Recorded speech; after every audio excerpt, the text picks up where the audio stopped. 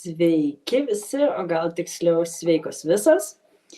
Tikimės dabar girdite gerai ir pagaliau mes startuojame su ilgai lauktu live, kokio dar pas mus nebuvo, bet ir pas kitus, tiesą pasakius, neteko matyti, nes kalbėsime vieną tokių temų, kurią labai mažai kas kalba, o yra tikrai labai aktuali.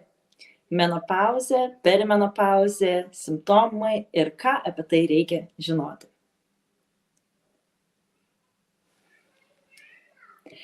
Taigi, kodėl kalbame apie tai mes?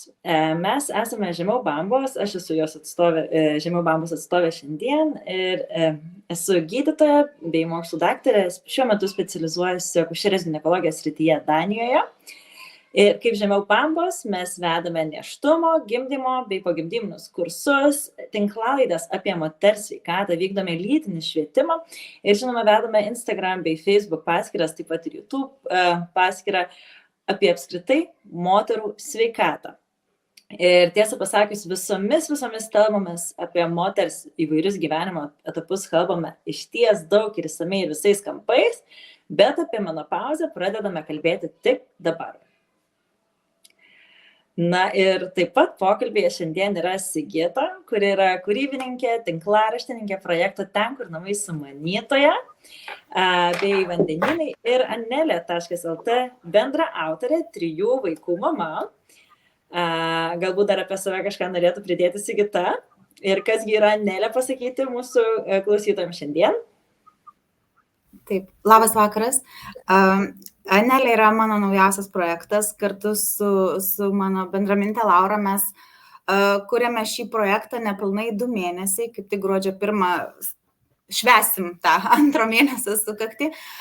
Anelės idėja kilo iš to trūkumo, kad būtent apie menopauzę, perimenopauzę, apie tokį, sakyčiau, svarbų laikotarpį žmogaus moters gyvenime mes žinome ir kalbame labai mažai, o jeigu kalbame, tai tik tai kažkaip pašnabždomis ir visa menopauzės laikotarpis apskritai dar vadinamas klimaksu kažkodėl, ar ne, apipintas mitais, daugybė tokios netikslios informacijos ir aš matau tendenciją, kad pasaulyje apie menopauzę kalbama labai daug ir esu tikra, kad nebijau to žodžio, sensta karta moterų, kurioms bus svarbu išlaikyti gyvenimo kokybę ir praėjus menopauzai.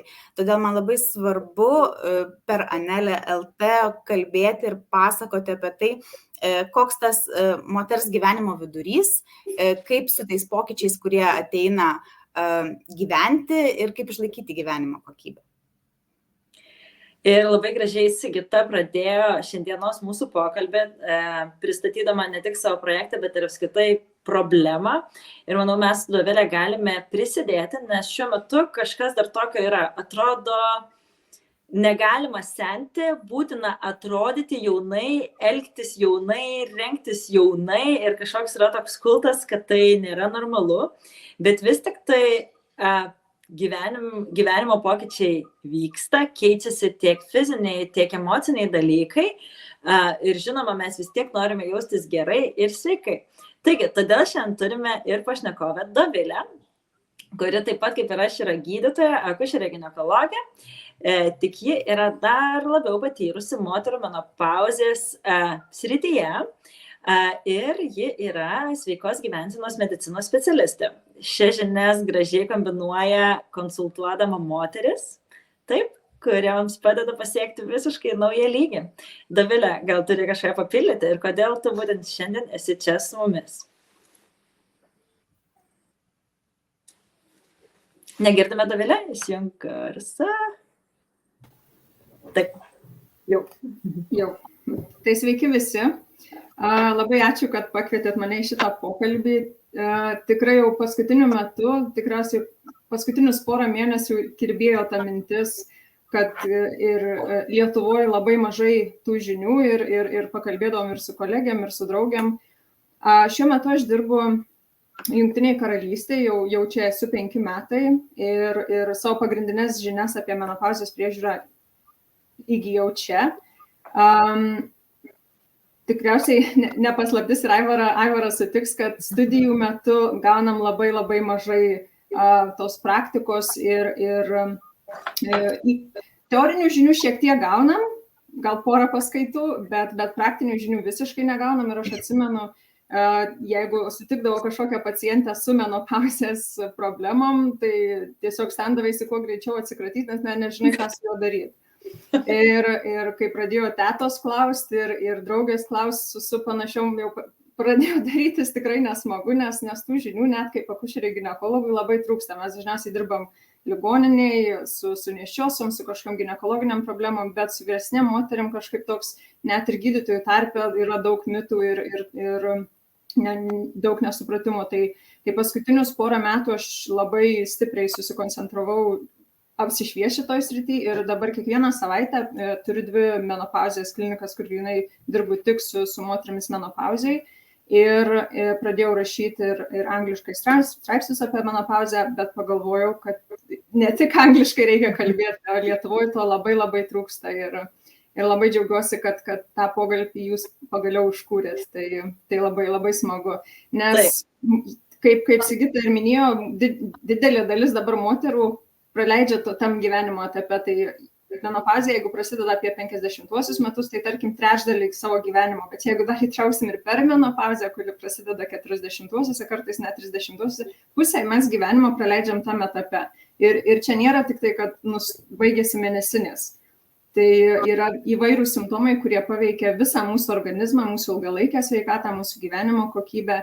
Ir tikrai nėra, kad mes turim su tuo susitaikyti. Yra labai daug, ką mes galim padaryti ir įtakoti tą savo sveikatą ir gyvenimo kokybę, tik mes neturim tų žinių.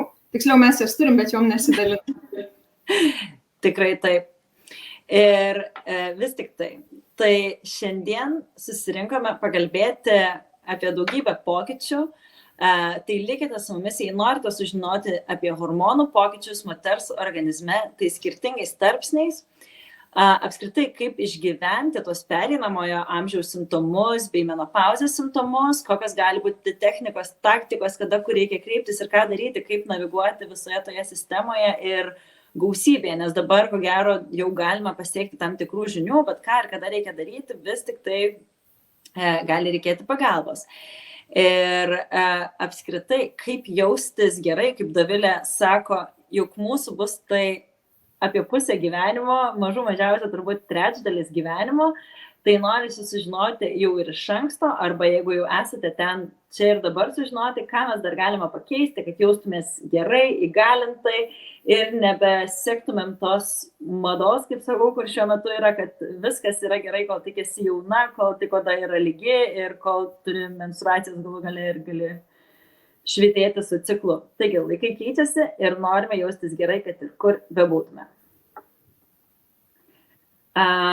Kaip ir jau šiandien pristatėme, kalbame apie menopauzę iš dalies todėl, kad egzistuoja stigma, jog moteris menopauzėje, kaip ir, man atrodo, Sigita užsiminė, kad Lietuvoje iš tikrųjų dar vadina ir klimaksu, kuris kažkuria prasme gavęs net ir neigiamą atspalvį tas žodis, nors iš tiesų reikėtų žiūrėti klimaksą kaip į kažką tokio, kas yra nauja, kas gali apskritai priversti judėti priekį ir duoti naują gazą, duoti naują laiko pasirūpinti savimi ir atrasti ir sveiką, ir gerą gyvenimo būdą.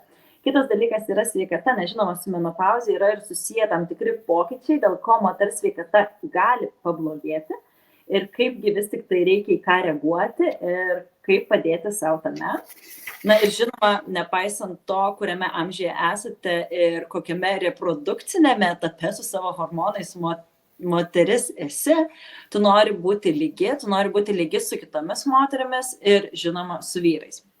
Ir manau, kad sieksime, pradėdama šiandien, bet sieksime ir toliau kartu galbūt ir tuo pačiu ir atskirai kurti kuo daugiau informacijos jums bei įvairaus palaikymo. Nes viena dalis iš to yra, kad ir mes kalbėtume tarpusavyje, ne tik su specialistais, ne tik viešose erdvėse, bet kalbėtumėme su savo mamomis, su savo dukromis, su savo draugėmis, su žmonėmis, kurie supa mus, nes tai tikrai gali padėti išgyventi įvairius etapus.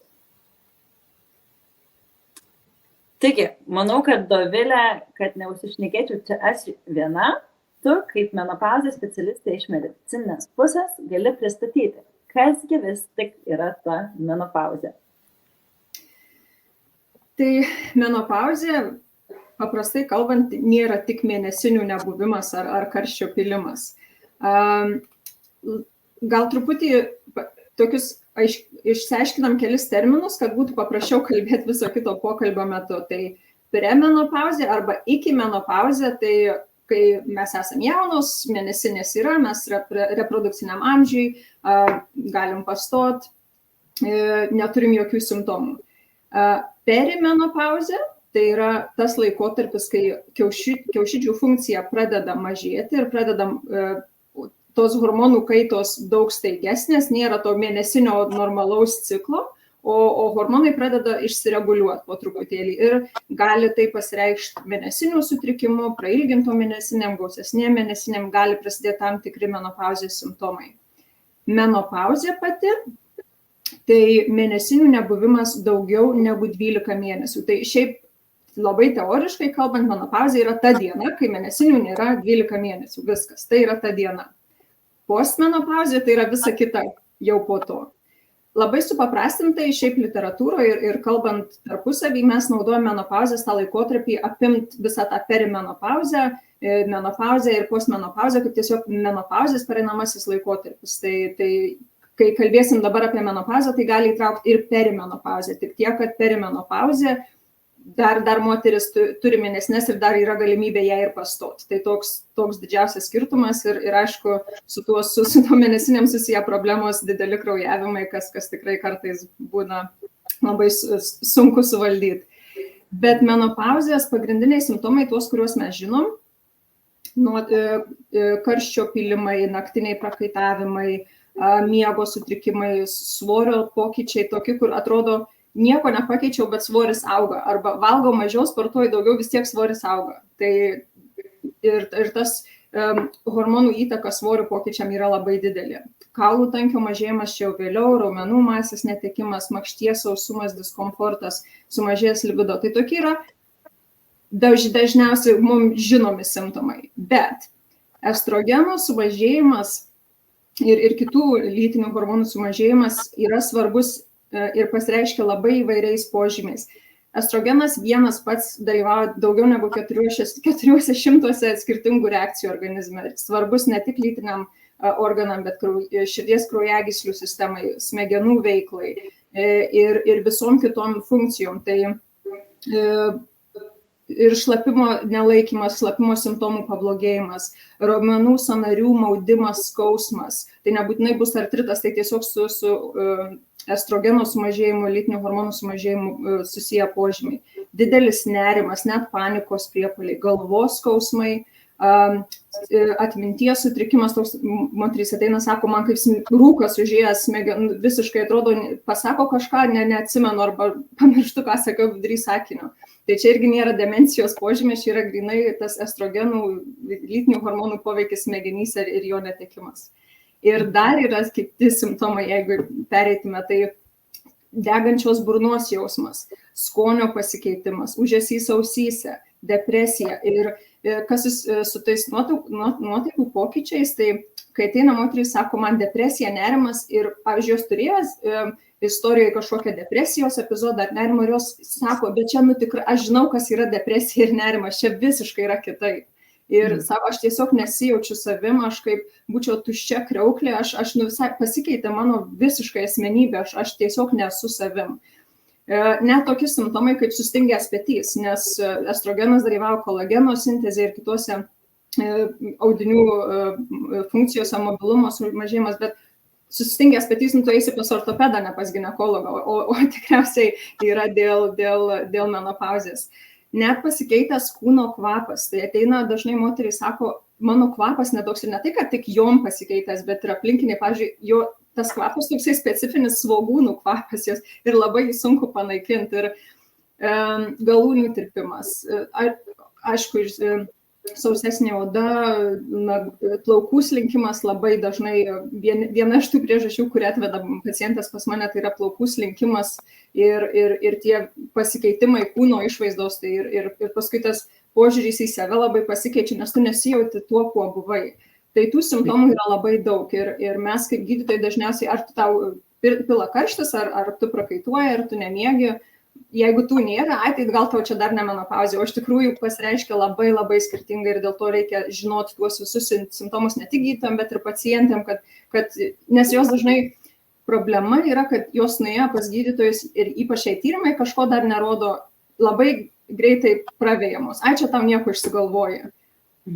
Neišsigalvoji, yra tų simptomų labai daug ir kas svarbiausia, tam tikri simptomai prasideda per menopauzę ir net subtilūs pakitimai gali 30-uosiuose metuose prasidėti, 35, 40, šiek tiek jau pradeda sutrikti miegas, šiek tiek sunkiau numest svorį, jeigu turėjom, ypač po gimdymo 30-uosiuose metuose, o truputį pradeda sunkiau pasidaryti numestą svorį.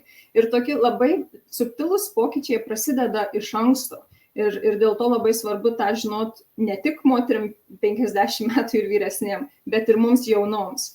Nes labai svarbu mūsų mityba ir visas tas prieimas, kaip mes elgiamės tuo gyvenimo etapu šiek tiek yra skirtingas negu kai mes buvom 20 metų. Tikrai taip ir Dovilė labai gražiai pristatė simptomus ir dar iš tiesų toks techninis intarpas, kad visos moteris jūs labai esat, jūsų klausimai yra labai labai laukiami ir aš matau, kad kai kurios jau ir dabar užduoda eigoje klausimus, tai ir toliau tai darykite, o mes juos atsakysime labiau pokalbio pabaigoje. Bet dabar kalbant apie tuos menopauzės simptomus, gal dar pristatyk perimenopauzę ir tada pakalbėsime šiek tiek apie tai, ar jie praeina ar nepraeina ir galbūt grįžime prie to, kaip su jais kovoti. Taip, tai perimenopauzė, kaip ir minėjau, tai yra tas laikotarpis iki mėnesinių pasibaigimo, jau kai 12 mėnesių jų nebūna, bet dažniausiai prasideda kelis metus prieš menopauzę, tai vidutiniškai kalbama 5-7 metai, bet kaip sakiau, tie subtilūs pokyčiai gali prasidėti dar ir anksčiau. Perimenopauzės metu gali būti visi tie simptomai, kuriuos išvardijau, plus mėnesinių sutrikimai ir gausios mėnesinės arba jos labai dažnos, arba jos retos, bet gausios. Kai kuriuom tiesiog jos vis mažėja, retėja ir pasibaigia labai kažkaip nedramatiškai, tai pasiseka tom, bet iš tikrųjų yra nemaža problema to kraujavimo kontroliavimo perimenopauzėje. Ir aš ko gero čia prisidėsiu ir papildysiu, nes čia vienas iš tų dalykų, aš kadangi nedirbu tiesiog menopauzės klinikoje, bet dirbu tiesiog kaip ginekologijos klinikoje, tai mano dažniausias pacientas yra perimenopauzės metu esantys kraujavimai, nes tai kaip ir Dovilė sako, yra tokie kraujavimai, kurie yra ne tik mėnesinės, jos tarsi irgi būna, kartais reguliarios, kartais ne, bet dar atsiranda kraujavimai į tarpus, arba tos mėnesinės užtrunka kelias savaitės ir panašiai. Įvairūs tokie sutrikimai, kai kraujavimai būna netokie, kaip buvo. Ir tiesiog šitoj vietoje labai labai noriu paskatinti, nes kartais mes kaip ir daugelį kitų dalykų, bet net ir tokius simptomus kaip nereguliarius kraujavimus nurašome tarsi, tai čia nieko tokio, tai man dabar toks etapas, tai čia dabar turbūt keičiasi ir man nieko dėl to nereikia daryti. Netiesa. Kartais tie kraujavimai gali mums rodyti ir tam tikras problemas, kurie dėl tų hormoninių pokyčių perimenopauzės laikotarpiu gali sukelti, gali atsirasti polipų, gali atsirasti gimdos gleivinės sutankėjimas, gali atsirasti ir iki vėžinių bei vėžinių pokyčių. Dėl to, jeigu turite nereguliarius kraujavimus ar labai gausius kraujavimus, kurie niekad nesustoja, tikrai nebijokite kreiptis į ginekologą. Ačiū iš papildymą. O aš dar truputėlį taip pat papildyti noriu, kad kiek aš susiduriu ir kiek skaitau ir girdžiu moteris šnekančias, kad atėję su simptomais, su tais nepatogumais, kurie joms kyla gyvenime, jos tikrai būna nurašomas, kaip daktarė minėjo. Ir aš tai norėčiau paskatinti būti drąses ir būti kaip savo advokatėmis ir ieškoti neteisybės, bet pagalbos tol, kol ją rasite ir kol tikrai rasite specialistą tokį, kuris pripažins, kad nenusišneki, o iš tikrųjų tau taip yra. Mes su Dovilė, ko gero, irgi paantrinsime, visada suprantame Ir visoms moteriams, bet kuriame gyvename etape, visada linkėsime surasti tokį gydytoją ginekologą, su kuriuo rasite gerą kontaktą, pasitikėjimą vieni kitu ir galėsite dirbti, kad jūsų sveikata būtų kuo geresnė ir žinoma tikslingai. Bet čia irgi ta priežastis, dėl ko reikia kalbėti, dėl ko ir Sigita pradėjo savo tinklaraštį, dėl ko ir mes su Dovile pradedam kalbėti, rėkti, nes žinoma ir jūs turite žinoti, kas tai yra įmanoma, nes kitu atveju, ko gero, netgi atėjus pas ginekologą, dažniausiai, nesiskūsi, kad tau bloga nuotaika, ar ne?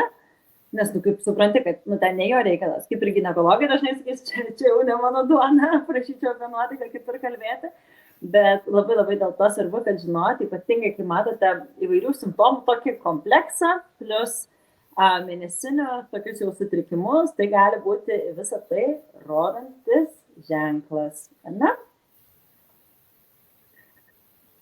Ir dabar, manau, mano laukiamiausia dalis, nes kaip ir minėjau, Dovilė yra ne tik gydytoja, bet ir sveikos gyvensenos medicinos specialistė bei kaučerė.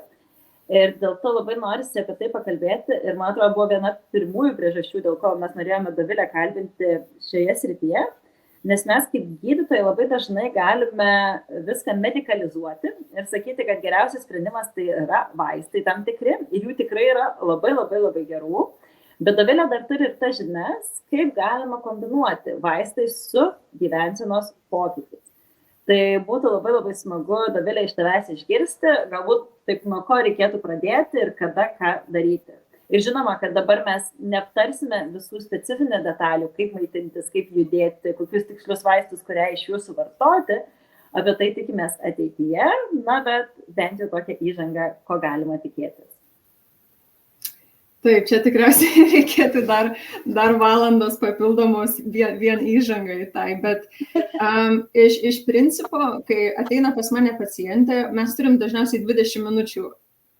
Dažniausiai mano konsultacijos trunka valandą ir su trupučiu, aš baigiu vėliau truputėlį, bet neįmanoma per tas 20 minučių visko šnekėti, bet pagrindiniai principai yra labai paprastai, aš taip žiūriu. Vienas dalykas yra, žinoma, gyvensenos pokyčiai, nes taip, kaip mes valgom, judam, kaip kovom su savo stresu, kaip mes miegam, labai stipriai įtakoja mūsų simptomus ir bendrą sveikatą. Ir netgi tie gyvensenos pokyčiai, jeigu nėra optimizuoti, netgi gali paskantinti ankstyvesnės menopauzės išsivystymą. Tai tas yra labai svarbu suprasti mitybą. Jeigu taip tokius praktinius dalykus, bet labai trumpai, mityba, bet kokią dietą galima padaryti sveika ir nesveika, aš orientuojuosi į pagrindinius principus, tai yra į kiek jūs baltymo gaunat, kiek skaidulų, protarpinis badavimas gali būti įpinamas tam tikrais būdais, bet pagrinde baltymas ir skaidulos. Tai jeigu kas nors nori pasiskaičiuoti, tai 1,6 gramai baltymo kilogramui. Tai apie 100 gramų baltymų bent jau minimum per dieną. Tada sportas. Sportas yra labiausiai susijęs su tai, kaip kad išlaikyt kuo labiau raumenų masę, nes mes raumenis pradedam prarasti maždaug per metus 1% nuo 40 metų, tai per 10 metų prarandam 10% raumenų, o raumenų masė, tai mūsų nuo to priklauso ir ilgamžiškumas, mobilumas, kaulų masė, tai išlaikyti raumenų masę yra svarbu ir tai yra arba su kūno svorio pratimai, arba su svareliais ar su kažkokiais svoriais. Kardio, visi kiti gerai, jie turi savo vietą, bet per daug kardio irgi nėra gerai ir ypač menopauzėje ir jeigu ypač jūs per daug to daro. Tai čia labai yra tokie niuansai, bet koncentruokitės į sportą su svoriais. Net ir namie su savo kūno svoriu galima virtuvėje, kaičiant virdulį, padaryti pritūpimų ar atsispaudimų nuo stalo. Kitas didelis toks kašikėlis, tai yra miegas. Ir jeigu būtų galima sutvarkyti vieną sritį visam gyvenime, kuri daugiausiai padarytų įtakos visam kitam, tai yra mūsų miegas. Įtakoja visus hormonus ir mūsų alkio pojūtį, kaip mes kitą dieną net kalorijas naudojam visai kitaip ir mūsų simptomus. Ir tas miego sureguliavimas yra visiškas pagrindas sveikatos. Jeigu mus vargina ilgalaikė nemiga, tas padidina daugiau riziką krūties vėžio negu ta pati pakaitinė hormonų terapija. Tai miegas yra labai labai svarbus mūsų ilgalaikiai sveikatai. Dovilė, čia truputį įsiterpsiu, nes man atrodo, dauguma moterų, ne tik tos, kurios jau išgyvena per menopauzę ir menopauzės simptomus, bet tos, kurios sunkiai miega, visada sakys, kad čia jau dėl tų hormonų, arba, o gal man jau menopauzė, kad aš prastai miegu, kad aš arba neužmiegu ilgai, arba anksti keliuosi. Irgi toks, man atrodo, vienas geriausių mitų. Tai kas pirmas, višta ar kiaušinis, tai ir dėl menopauzės mes nemiegame. Labai paprastas atsakymas. Šitoj situacijai ne višta ar kiaušinis menopauzė, estrogenai, progesteronas turi tiesioginį poveikį smegenim ir tiesioginį poveikį mūsų miegui. Taip pat su amžiumi melatonino kiekis mažėja. Tai čia yra ir amžiaus pokyčiai, bet ir menopauzės pokyčiai. Ir aišku, miego higiena ir kiti dalykai bus labai svarbu, bet hormonų sureguliavimas, jeigu nieks kitas nepadeda, bus tikriausiai kertinis akmuo ir ne migdomosios tabletės ar raminamieji. Tikrai čia tik tais bandymas užmaskuoti simptomus ir dažniausiai jie būna neveiksmingi arba veiksmingi labai trumpai. Tai čia ir prieisim tuoj prie pakaitinės hormonų terapijos, kur aš manau yra labai labai daug mitų ir nesupratimo. Ir tada, žinau, kad Sigita šiek tiek irgi domėjasi, ką moteris šneka apie tai jeigu turi kažką papildyti, sakyk, bet aš manau, kad neretai, kaip tu sakai, Dovilė, ypatingai Lietuvoje, kažkaip dėja, bet lengvai prieinami įvairūs psichotropiniai vaistai, kurie padeda ir užmigti, ir numalšinti emocijas, ir taip maskuojamos problemos ir toliau nesigilinama. Tai aš nežinau, Sigita, gal tau teko matyti, ar žmonės dažnai tau užsiema ir dalinasi patarimais, kur gauti, ko gauti, kaip gauti, kad geriau miegoti? Kas man yra tik tai užstrigę, kad aš skaitau ir domiuosi šitą ir kur lengviausiai man gauti tokią informaciją, ką kalba moteris apie menopauzę, tai Facebook'o grupės. Ir iš tikrųjų ten yra tikrai labai daugybė šviesių moterų apsiskaičiusių ir savo patirtimi besidalinančių, bet ten yra ir lygiai taip pat labai daug gąsdinimų apie pakaitinę hormonų terapiją ir apie tai, kaip ten su vėžiu susiję ir jokių įrodymų, nekalbant įrodymais, o kalbant tik tai viena boba sakė, kaip sako posakis. Dalinasi veiksmingais papildais, kas veikia. Raudonasis dobilas yra turbūt topų topas, o apie prieinamumą pakaitinės hormonų terapijos, ką aš matyčiau labiausiai tendenciją, kad ginekologai nelabai noriai tai skiria. Ir kaip aš matau užsienyje, kiek įvairiausių formų yra ir ne tik tai estrogeno, bet ir bijau primaišyti dabar, kadangi aš ne specialistė, bet ir visokių kitų reikalingų hormonų, kurie taip pat mažėja, papildus moterys vartoja, kad jų gyvenimo kokybė būtų gera. O Lietuvoje aš manau, kad čia dar yra labai, labai plati sritis, kur mes turim labai daug atradimų padaryti. Tai aš gal tada į pakaitinę hormonų terapiją ir iššoksiu. Labai trumpai, jeigu galit, jeigu nėra kontraindikacijų, visos, aš tikrai visom rašau ir rašyčiau. Kodėl? Tai visos tos problemos, visi simptomai atsiranda dėl hormonų trūkumo. Bet tai nėra tik simptomai. Čia nėra, kad tik mėnesinės baigėsi ir dabar biški simptomai, kurie gali užtrukti nuo kelių metų iki 10 metų. Estrogenas, kaip minėjau, yra reikalingas visuose mūsų kūno audiniuose ir procesuose. Dingus estrogenui širdies ir kraujagyslių ligų padidėja rizika labai stipriai, demencijos rizika, dėl ko daugiau yra moterų su demencija negu vyrų. Ir daug yra kitų su sveikata, ilgalaikė mūsų sveikata ir mūsų funkcionalumu ir gyvenimo kokybė susijusių dalykų. Tai pakeis tuos hormonus ir dabar yra daug preparatų, tų vadinamų biologiškai identiškų, nesintetinių, o tokių pačių, kokius mūsų organizmas gamina, preparatai yra, jų saugumas yra visiškai kitoks negu tų senųjų sintetinių preparatų. Turim ne tik per burną vartojamų tų tablečių, bet ir pleistrai, tepalai, kuriuos gali vartoti net moterys, kurios turėjo kažkokių krešumo sutrikimų ar turi kitų rizikos kažkokių faktorių. Tokios vienintelės sritys, kada neskiriu pakaitinės hormonų terapijos, tai jeigu moteriai yra pačiai buvęs krūties vėžys aktyviai arba buvęs praeitį, bet netgi ir tada yra tam tikrų krūties vėžių tipų, prie kurių galima paskirti ir kartu dirbant su onkologu skiriam, arba moteris gyvenimo kokybė yra tokia bloga, kad tu turi spręsti, ar didesnė rizika yra paskirti tą hormoną, ar jo neskirti ir tada moteris tiesiog išnyks iš gyvenimo, nes negali gyventi. Tai čia irgi toks yra. Taip, ir dar kaip sakant, vėžio mokslininkė šitoje vietoje galiu pritarti, kad kai darome tyrimus, labai baisiai skamba tas padidina riziką. Ypatingai lietuviškai išvertus, atrodo, viskas padidina riziką. Bet ką iš tikrųjų, kiek ten ko padidina, tai niekas į tai nesigilina. Kalbant apie absoliučią riziką, kiek, tarkim, ir pakaitinė hormonų terapija gali padidinti riziką vėžio, tai būtų skaičiukai maždaug 0,1 ar 0,5% arba ten, tarkim, 5 iš 100 000 ir panašiai. Tai yra ypatingai maži absoliutūs skaičiai.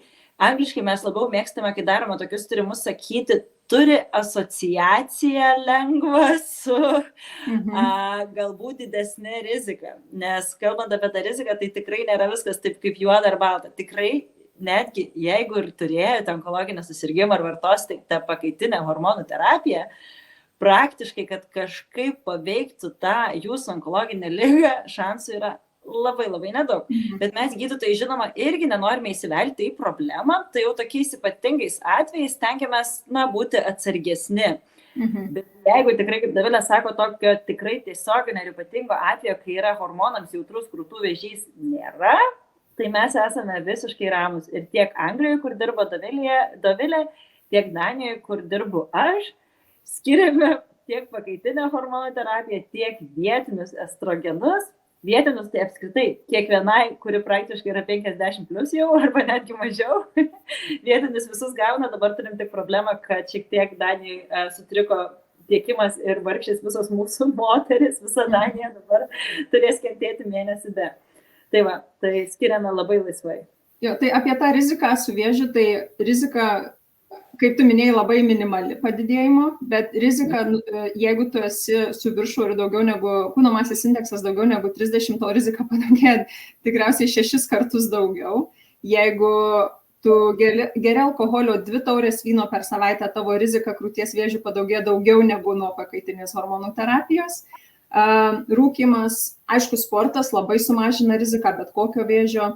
Tai tas vėžio rizika tiek visoje žiniasklaidoje išskalambita ir tiek pas mus įgrūsta į pasąmonę, bet jinai nėra tokia bloga, kaip mes galvojam. Ir dar noriu vieną faktą pasakyti, kad gal tik apie 1% moterų, jeigu paimt mirtingumą, miršta nuo krūties vėžio. 20 keli procentai moterų miršta nuo širdies ir kraujagyslių ligų.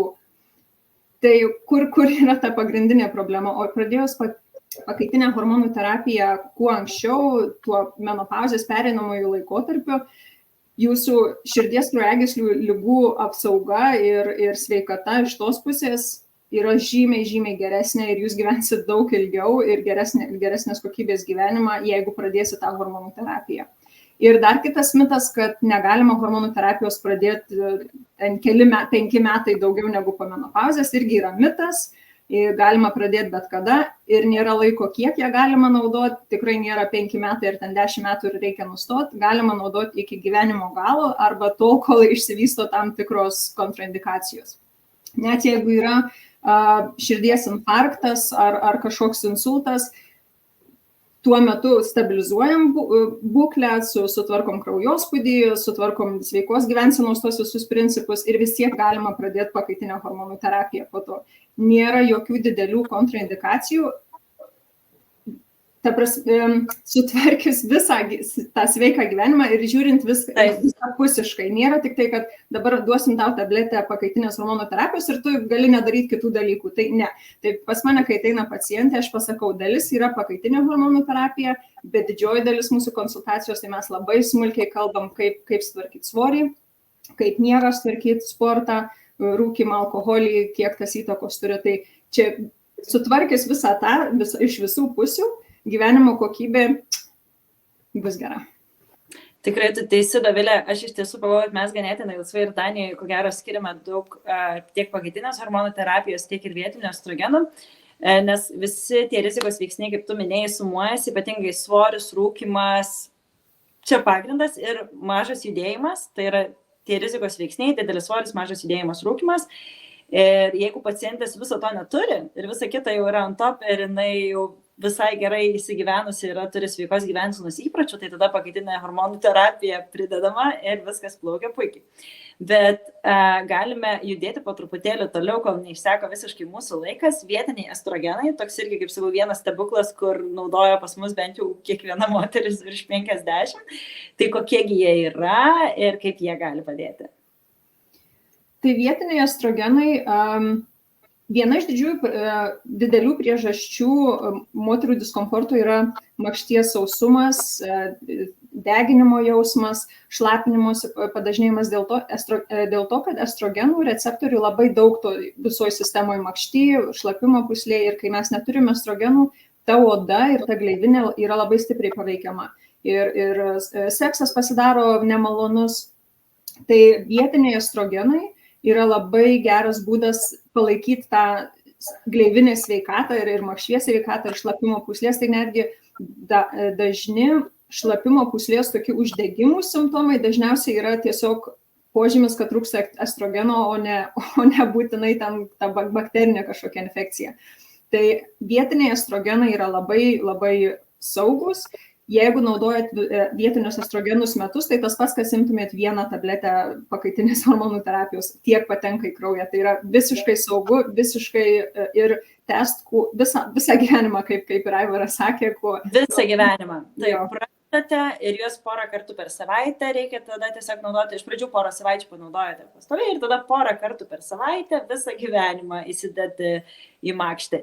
Ir kaip tu ir Dovilė sakei, ne tik dėl lytinės funkcijos, kad pagerinti gleivinės elastingumą bei drėgnumą, bet ypatingai dėl šlapimo takų funkcijos. Infekcijos, šlapimo nelaikymas, dažnas šlapinimas, jis atrodo, kad pradeda moteris jau ieškoti ir visų kitų problemų. Dėl to, kai ateina pas ginekologus dėl šlapimo nelaikymo ar dirglio šlapimo pūslės, pirmas dalykas, ką mes darom, sakom, bent keletą mėnesių reikia tų vietinių estrogenų. Ne? Taip.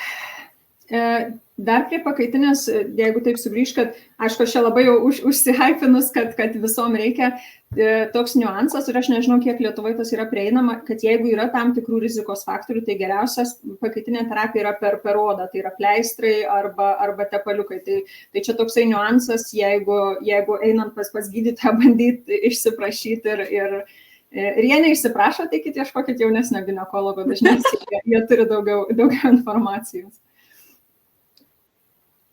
Ir manau, dar vienas labai labai svarbus dalykas, antidepresantų šiek tiek palėtėme jau kalbant apie miegą ir kitus dalykus, bet papildai, nes matau, kad ir daugybė apklausimų plaukia apie vairius fitopreparatus, homeopatinius preparatus bei kitokius preparatus.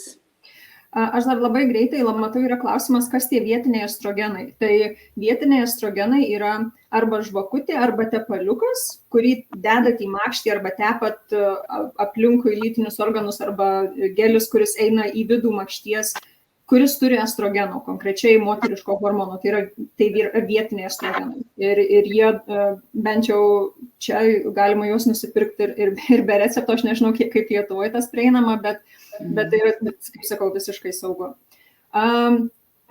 Papildai. Yra labai daug papildų. Čia tikriausiai visą krepšį būtų galima prisidėti.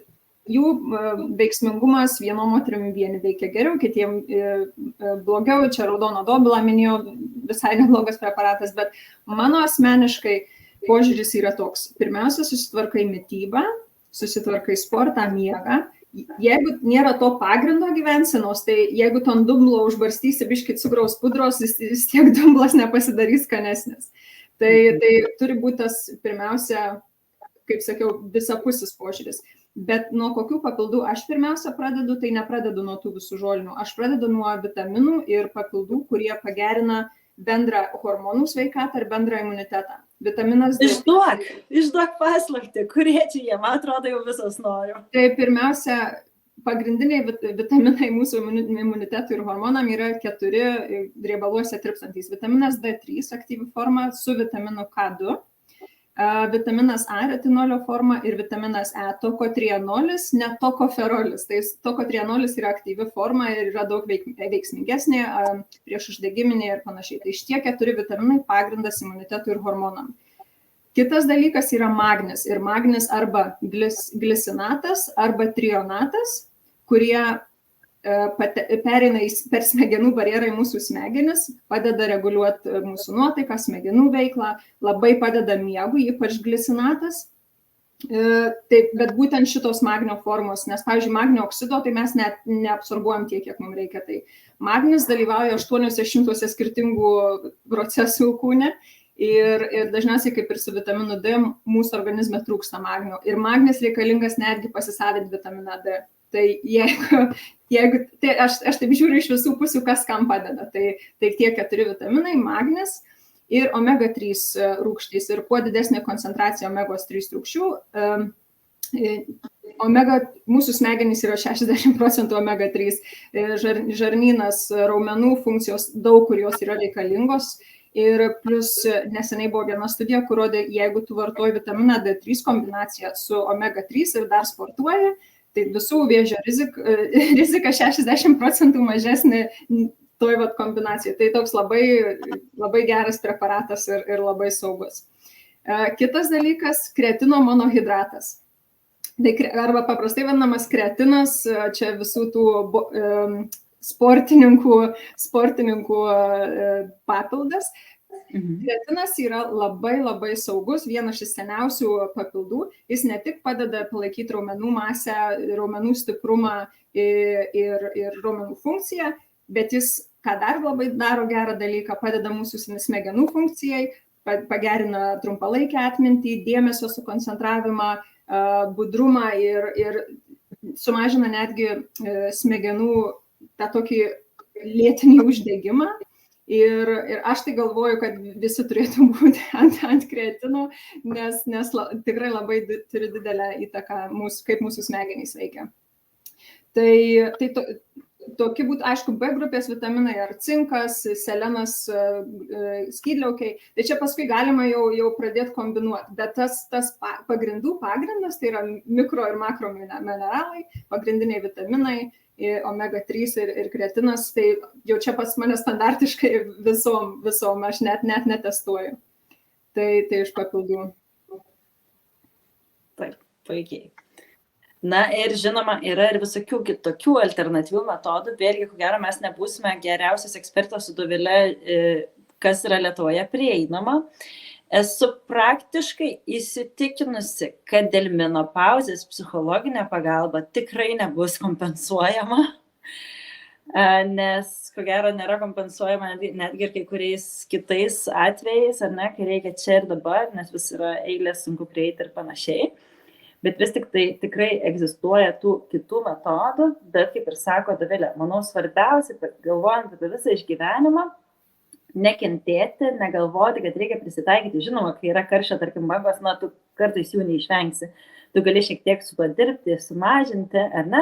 Bet tu turi imti kompleksiškai ir pradėti nuo viršūnės, kas yra tavo gyvenimo būdas, kai jis yra sutvarkytas, pridėti ir kitus visus papildomus dalykus ir galiausiai vaistus, kad tavo gyvenimo kokybė bei sveikata išliktų kiek įmanoma geresnė. Ne? Jo, iš šitų psichologinių pagalbų, toks labai trumpas komentaras, tai šiaip yra nemažai studijų, kad kognityvinė elgesio terapija padeda sukontroliuoti tuos, kaip tu reaguoji tuos simptomus ir kaip tu iš vis gyvenimą savo valdai. Bet kognityvinė ir elgesio terapija insomnijai, tai būtent nemigai, jeigu vartojat ir jau pakaitinę hormonų terapiją ir vis tiek tas miegas nesusitvarko, tai kognityvinė terapija insomnijai yra labai specifinė rūšis tos terapijos dirbti su miegu ir kaip tą miegą perprogramuoti. Ir ką studijos rodo, tai yra daug veiksmingesnė pagalba negu migdomieji vaistai ar raminamieji, jeigu žiūrint ilgalaikiai. Raminamieji, tie migdomieji vaistai, tai tas pats, kas trenkia boksininkas kitam boksininkui ir tas nukrenta ant žemės ir išjungtas. Tai ar čia yra kokybiškas miegas? Ne. Tikrai ne. Na ir dabar yra dar viena tema, apie kurią norime šiandien pasikalbėti. Ir čia norėčiau labai pakalbinti Sigitą keletą potemių tame. Ar yra vis tik tai diskriminacija moterims kiek vyresniems, sakyčiau 40 plus ar 50 plus. Kaip to išvengti, kaip priimti save ir kaip eiti į gyvenimą. Vis tik tai kokia yra situacija ir kaip palengvinti savo kasdienybę. Praktiškai, ne tik kalbant apie savo sveikatą. Aš manau, kad kiekvienos moters situacija yra individuali ir turbūt reikėtų pradėti žiūrėti kompleksiškai, tik tai kitoje vietoje ir pradėti net ne apie sveikatą, o pradėti nuo savęs. Nes dažnai aš susiduriu su tokiu moterų požiūriu, kad tai jau čia kiek jau čia man liko, arba kas čia iš manęs. Dar vis atrodo, kad tas 50 ar 60 metų jau yra kažkokia riba, po kurios tu jau nebegali nei kažko naujo pradėti, nei domėtis, nei siekti. Kadangi žmogaus gyvenimo trukmė yra pakankamai ilga, moterų ilgesnė negu vyrų, tai reikėtų dar pagalvoti kiekvienai, kad net jeigu man yra 50 ar 60, greičiausiai man dar yra 20-30 metų gyvenimo likę. Reikėtų tokį paimti ir pažiūrėti tą didesnį paveikslą ir pagalvoti apie tai, kad nesibaigia gyvenimas, jeigu baigėsi mėnesinės, ar ne?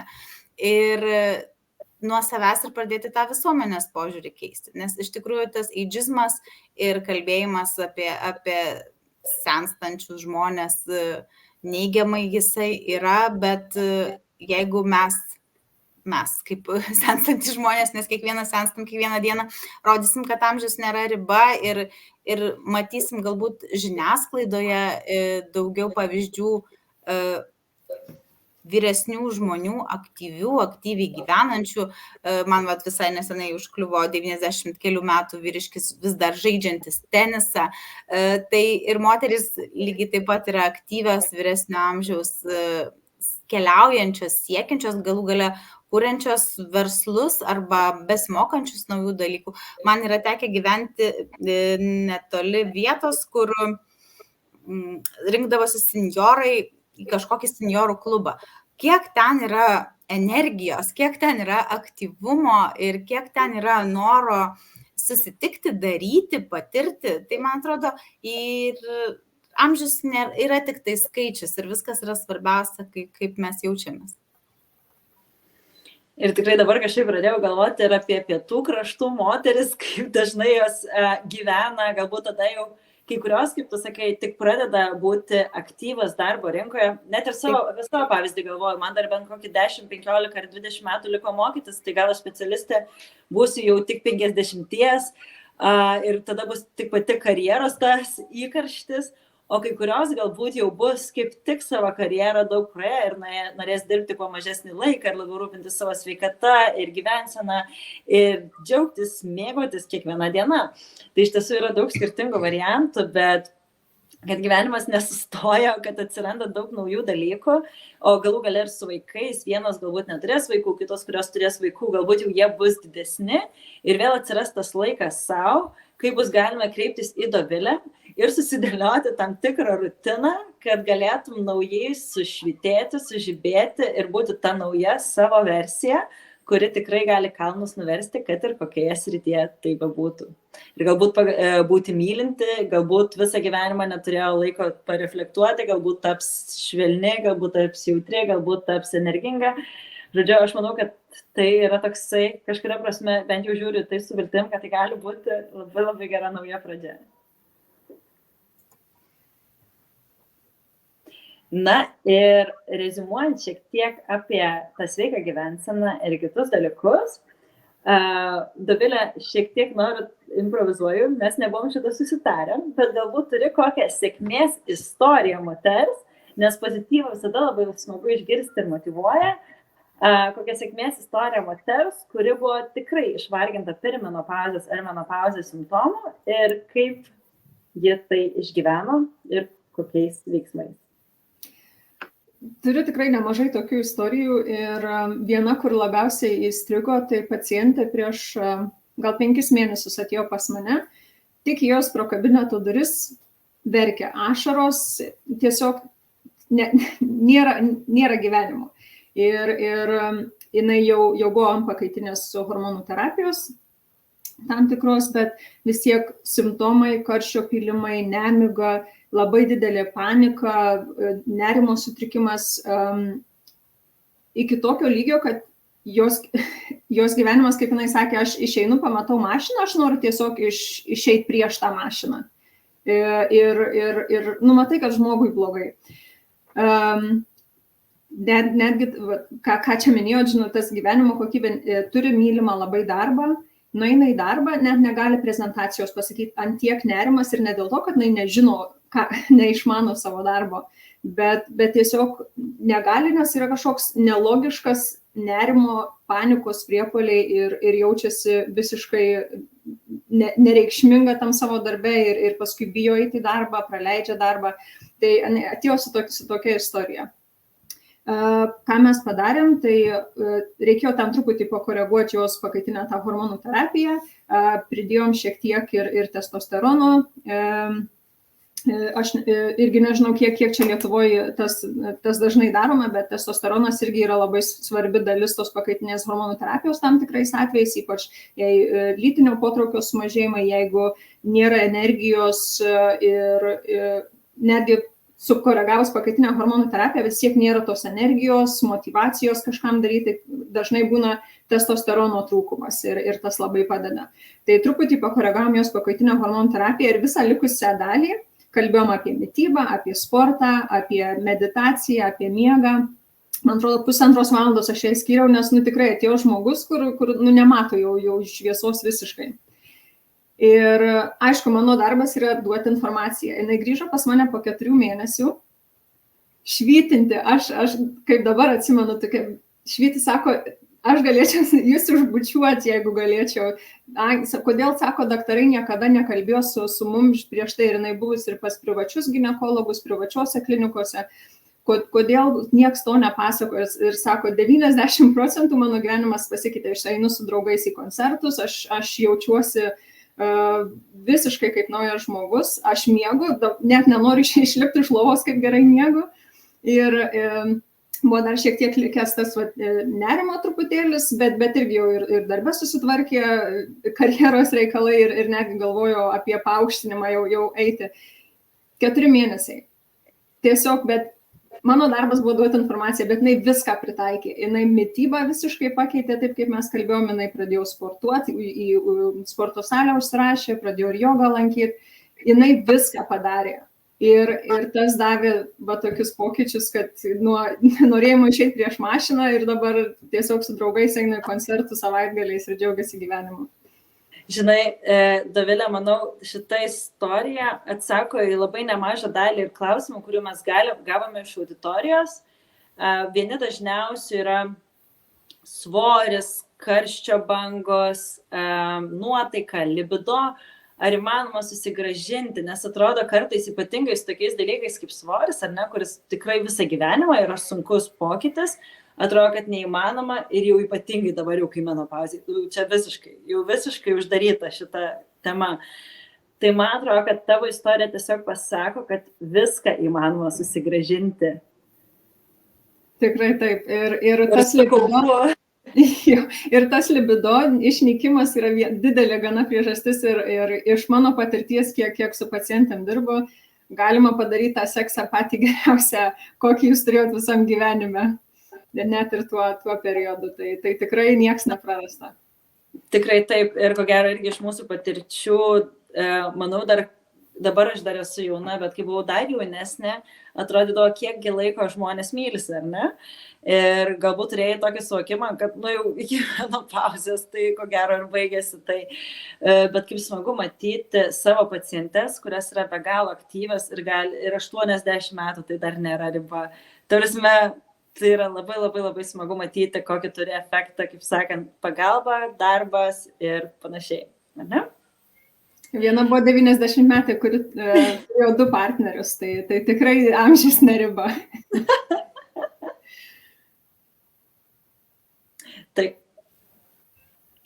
Ir dabar labai noriu įsiterpti ir padėkoti Lindex, kurie iš tiesų remia šį renginį, nes jie turi tokią Female Engineering kolekciją, kuri yra sukurta moterims kiekvienam jos gyvenimo etapui, ne tik nėštumui bei po gimdymo, ne tik moteriams turinčioms menopauzę, šie apskritai visi apatiniai drabužiai bei naktiniai drabužiai yra to ypatingi, nes jie yra tokie lengvi, juos galima naudoti kaip ir paprastus drabužius, tiek ir nakčiai, bet jie neprakaituoja ir nesmirda ir yra natūralūs. Tai labai labai dėkojame Lindex, kad remia šį renginį ir tuo pačiu tai, kad mes galime pagaliau kalbėti šią temą, nes žinoma, kad visi esame užimti žmonės ir tik tokios socialinės iniciatyvos iš gražių ir gerų prekės ženklų gali mums padėti judėti į priekį ir šviesti jūs. Tai labai labai linkiu visoms išbandyti, aš pati išbandžiau, ir dabar iš tiesų esu pasipuošus net su Lindex šitos kolekcijos drabužiais. Tai linkiu ir jums išbandyti. Na, o pabaigai, jau artėjame prie pabaigos, sulaukėme tikrai nemažai klausimų, tai aš manau, kad būtų lengviau ir kad galėtumėm atsakyti kuo daugiau. Skiriame dabar klausimams 5 minutės ir aš skaitysiu klausimą, o Dovilė atsakys, kad jai nereikėtų klausimų ieškoti. Tai pirmas klausimas iš šiek tiek ankstesnių, kurias gavome dar Instagrame, tai klausimas apie antimilerinį hormoną. Ar kai šis hormonas yra žemas, tai jau reiškia, kad bus ankstyva menopauzė?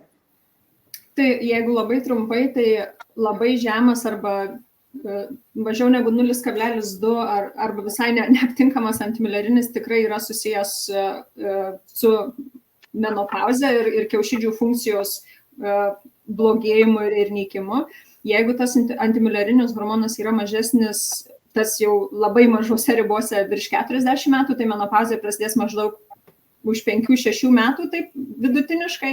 Jeigu antimilerinis hormonas mažas jaunesniem, 30 metų, tai maždaug 10 metų laikotarpį galima galvoti, kad menopauzė jau prasidės. Tai jeigu taip trumpai, tai taip yra susiję. Taip, ir dar vienas klausimas apie pastojimą per menopauzės laikotarpį. Nes kaip ir sakėme, kol menstruacijos iš tiesų nesibaigia, pastoti galite, tai irgi kartais būna siurprizas, neretai moteris jau nebenaudoja kontracepcijos ar kitų apsaugos priemonių. Ar reikia kažką daryti papildomai, ar yra didesnė rizika pastoti tokiame laikotarpį? Turiu omeny, ar yra didesnė rizika nėštumui bei vaikui? Taip, tai nėštumas, jeigu jau esat virš 40 metų, skaitosi yra padidintos rizikos nėštumas, reikia ir dažniau vaisiaus augimą sekti su ultragarsu, didesnė rizika išsivystyti preeklampsiją ar aukštam kraujo spaudimui nėštumo metu, didesnė diabeto nėštumo metu rizika. Tai visų tų medicininių problemų su nėštumu susijusi rizika yra didesnė ir nėštumas tiesiog turi būti prižiūrimas akušerio ginekologo kaip padidintos rizikos. Taip. Vienas labai aktualus, o gerai ypatingai mūsų kartai, kuri daug vartoja ir hormoninės kontracepcijos, tai jeigu jautriai reagavau į hormoninę kontracepciją, netiko, nepatiko ir panašiai, buvo bloga nuotaika, ar pakaitinė hormonų terapija sukelia tos pačius šalutinius poveikius? Nebūtinai, bet gali užtrukti šiek tiek, kol atrinksim, nes yra skirtinga pakaitinė hormonų terapija ir dažniausiai tas reagavimas yra į progesteroninę dalį. Tai progesteronas, kuris sukelia daugiausiai šalutinių reiškinių. tai jį atrinkti kartais užtrunka laiko ir tai yra ir tabletės, ir per odą skiriami, ir net tam tikrais atvejais į makštį skiriami, jeigu visi kiti sukelia per daug šalutinių reiškinių, aišku, hormoninė spiralė. Kartais reikia išbandyti kelis variantus. Kas yra labai gerai, jeigu neturit gimdos ir gimda pašalinta dėl kitų dalykų, vadinasi, progesterono nebereikia, nes progesteronas yra skiriamas gimdos gleiviniai apsaugot, tai skiriant vien estrogeną yra lengviau sukontroliuoti tuos visus simptomus ir netgi jeigu reikalingas tik estrogenas, tai tas netgi sumažina krūties vėžio riziką, jeigu dar tokių klausimų kyla. Taip, o toms, kurios turi gimdą ir dėl gimdos vėžio rizikos, kaip matau, irgi yra klausimų, ką daryti, jeigu buvo rasta sustorėjusi gleivinė, gal neverta darytis tų abrazijų ir panašių dalykų, jeigu jau nustojo kraujuoti. Tai iš tiesų verta tikrintis pagal tai, kaip jums paskiria jūsų gydytojas ginekologas, bei atlikti tam tikras procedūras, nes esate sekama dėl tos galimos gimdos vėžio rizikos. Ir dėl to reikia tiesiog dažnai tikrintis ir žiūrėti, ar nekinta ląstelės iš principo. Bet čia iš tiesų irgi ypatingai šio vėžio atveju labai svarbu viskas tas pats, apie ką Dovilė kalba. Mityba, svoris, sveika gyvensena, fizinis aktyvumas, nes ne tik hormonai pasikeitė, bet ypatingai šie veiksniai turi didžiulę įtaką, ypatingai tų naujausių gairių vietoje mes visą gydymą kombinuojame kartu su gyvensena.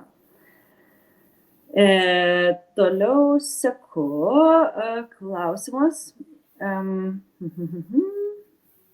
Ar gali būti ekstrasistolės ir staigus kraujospūdis bei keistas pulsas perimenopauzės metu kartu su nerimu, baime, nervingumu? Tikrai taip. Labai tipiniai simptomai yra menopauzės. Vienas dalykas, prieš pradedant pakaitinę hormonų terapiją yra labai svarbu sukontroliuoti kraujo spaudimą. Tai aišku, visi gyvensenos pokyčiai dažniausiai jų netgi ir užtenka ir tikrai aš prieš pradedama bet kokius vaistus ar kraujospūdžio, viską galima sutvarkyti su gyvensenos pokyčiais ir tada galvoti apie pakaitinę hormonų terapiją, jeigu tie simptomai tęsiasi. Dar vienas klausimas, ar galima tikėtis, kad mano perimenopauzė ir menopauzė bus tokia kaip mamos? Nebūtinai. Aišku, tų genetikos šiek tiek yra ir kai sako, kada tavo mamai baigėsi ar močiutei, maždaug tau tokiu pačiu metu bus menopauzė. Šiek tiek tiesos gal yra, nors tyrimai to ne visai patvirtina ir plus su dabartiniais toksinais, mityba, maistu, ta menopauzė yra šiek tiek ankstesnė vien dėl to, kaip mūsų aplinka dabar veikia. Tai ir tie simptomai gali būti visai kitokie vien dėl to toksinų kiekio, ką mes dabar gaunam ir mūsų gyvensenos sėdrumo ir visų kitų dalykų. Ir man atrodo, čia vėlgi ir šios dienos rezume, kad viskas šioje temoje labai priklauso nuo kiekvienos iš mūsų, kaip mes pačios susidėliosime savo gyvenimo būdą, požiūrį ir apskritai viską, taip kaip sakant, ir pasiklosime šitą ir turėsime tam tikras išeitis, bet niekada nevėlu yra daryti pokyčius ir jie gali be galo daug. Tai manau, kad šiandien tuo ir užbaigsime mūsų pokalbį. Ir tikimės, kad kitus klausimus apžvelgsime ateityje. Manau, kad labai gera matyti jūsų tokį didelį susidomėjimą ir aktyvumą ir klausimus. Ir akivaizdu, kad pokalbį tikrai paliksime ir saugosime mūsų YouTube paskyroje. Net nebijoju, kad Sigita pasidalins taip pat ir anelė.lt, kur galima rasti taip pat daugybę naudingų dalykų. Ir su Dovilė beveik pažadame, kad dar ateityje iš mūsų sulauksite atskirų temų, tiek ir apie mitybą, tiek apie judesį, tiek apie vaistus ir kitus dalykus. Tai dėkoju labai jums, klausytojams ir pašnekovėms. Ir linkim Ačiū labai. vakaro. Viso. Viso. Ačiū, gerą vakarą.